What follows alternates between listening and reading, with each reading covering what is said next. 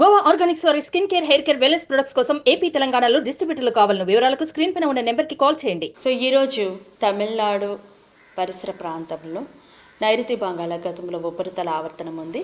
ఈ ఆవర్తన ప్రభావంతో రానున్న 24 గంటల్లో అల్పపీడనమే ఏర్పడనుంది.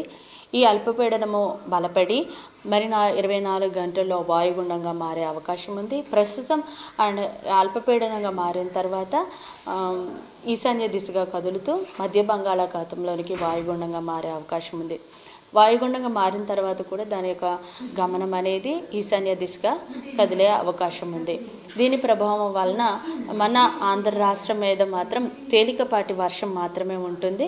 ఎప్పుడైతే పొడి వాతావరణం ఉంటుందో మనకి టెంపరేచర్స్ మళ్ళీ గ్రాడ్యువల్గా పెరుగుతాయి. ఇప్పటి వరకు కూడా 37, 38 అలా టెంపరేచర్స్ రికార్డ్ అయిన పరిస్థితులు ఉన్న మన ఆంధ్ర రాష్ట్రంలో 2 రోజుల్లో ఏంటంటే టెంపరేచర్స్ పెరుగుతాయి. ఈవెన్ మోర్ దెన్ 40కి అరౌండ్ వచ్చే అవకాశాలు కూడా ఉన్నాయి. మార్నింగ్ అంతా టెంపరేచర్స్ ఉండి ఆఫ్టర్నూన్ 1 లేదా 2 చోట్ల క్లౌడ్ డెవలప్ అయ్యి తేలికపాటి వర్షాలు కూడా ఉండే అవకాశం ఉంది. 1 లేదా 2 చోట్ల మాత్రమే ఉంటాయి. ఎక్కడైతే ఈ యొక్క క్లౌడ్ డెవలప్ అయ్యి ఉరుములు మెరుపులతో కూడినటువంటి జల్లులు ఉంటాయో అక్కడ మాత్రమే ఈదురుగాలులు ఉంటాయి. ఈదురుగాలుల యొక్క వేగము గంటకు 30 నుండి 40 వరకు ఉండే అవకాశం ఉంది.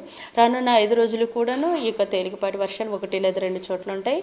అలాగే మార్నింగ్ పగటి ఉష్ణోగ్రతలు కొంచెం పెరగడానికి కూడా అవకాశాలు ఉన్నాయి.